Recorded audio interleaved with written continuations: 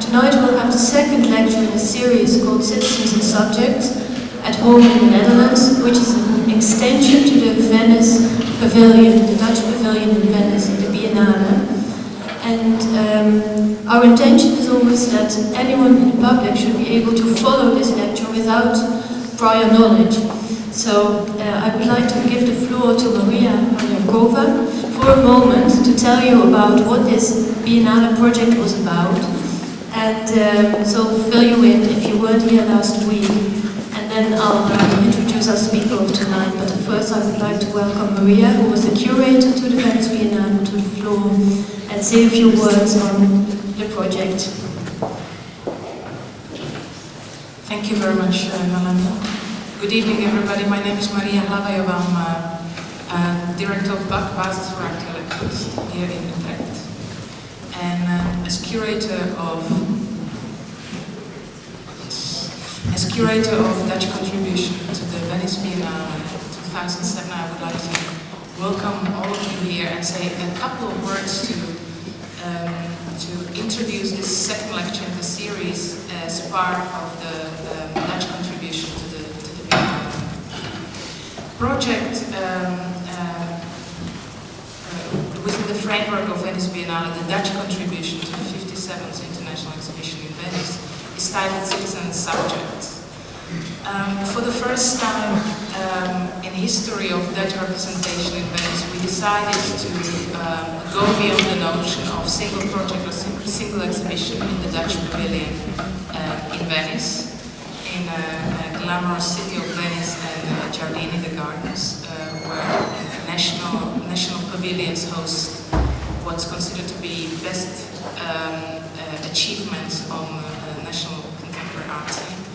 I use this language very, very consciously so that I try to, somewhere in between the lines, suggest that although Venice Biennale on one hand is a huge possibility, huge opportunity to present what I as curator believe is one of the most interesting artistic positions artists are not make. At the same time, there were many reasons to try to go beyond one project, beyond glamorous exhibition within this context. And we've decided to develop this contribution to the Venice Biennale, Dutch contribution to the Venice Biennale, in three parts. The first part, titled Citizens and Subjects Are Not Mick, is a new, quite complex video installation and architecture intervention in the pavilion in Venice by artists Arnold Mink, that takes contemporary world as a side of fear related to various threats, real or imagined, but namely immigration and terrorism as a starting point. And given this subject, Arnold Mink developed an installation consisting of 3 video words. And he transformed the pavilion into, one could say, a detention center of sorts that addresses the world in which detention center is not just a mere device of production and containment of illegality, but more a metaphor of what is rather emblematic about the world in which we contain by fear in this context. The second part of the project was a reader titled Citizens and Subjects, the Netherlands, for example, that comprises texts and conversations with scientists, social scientists, philosophers, thinkers, artists based in the Netherlands, discussing the Netherlands as an example of the larger condition of the West, the so-called West. And the third part of the project is this series of lectures and seminars that we titled Citizens and Subjects, Practices and Debates. And the way we envision this third part of the project is to create a sort of extension of the Dutch Pavilion in Venice on number of levels. Of course, what one would experience immediately would be the extension of the pavilion in space and time. So we moved the discussion from Venice back to the Netherlands. And we thought the responsibility we want to claim for the world and for discussion about the subject should go beyond the glamorous moment of the opening of an exhibition there But we also wanted to extend to other sites in which knowledge is produced, to other disciplines if you wish, and to other institutions. On one hand, to art institutions such as Citizenship in Utrecht or Van Abbe Museum in Eindhoven, but mainly to Utrecht University here in Utrecht. And this brings me to the lecture of Rosi Braidotti titled Flexible Citizenship.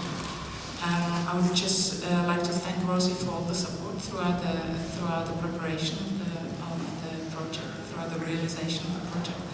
Not only as a co-editor of the Citizen Subject, the Netherlands, for example, but also as somebody who co-developed this series of lectures, and somebody who enthused this collaboration between the Basis and Utrecht University, and I hope for lots of exciting projects to come. And if I understood well, I'm going to return this microphone to Melanie to introduce the lecture. So tonight we are part of the Venice Biennale, the discussions that we will have tonight. The second lecture will be given by Professor Dr. Rosi Braidotti, who is a professor, distinguished professor of the Faculty of Humanities at our university. She will talk about flexible citizenship, and the big question is, how is it possible to overcome our fears in these times of globalization, of immigration, and is it possible to think of another way, in another way about citizenship? Rosi Braidotti was born in Italy, moved when she was 16 to Australia, got a degree in philosophy from Canberra University, and then moved to Paris and got a PhD degree from the Sorbonne. And after that she moved to the Netherlands. So it's clear that even from personal experience she should be interested in the subject of migration.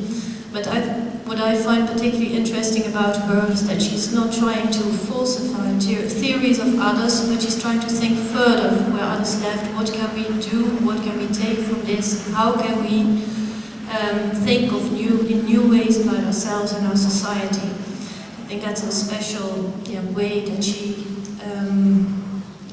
to me this is the real academic attitude, and this is really what also Studium Generale is trying to bring to the public, that this is an attitude in which to look at the world, to see what science, how to take it further, how to act and work in not only in a university but to bring it further into the public space.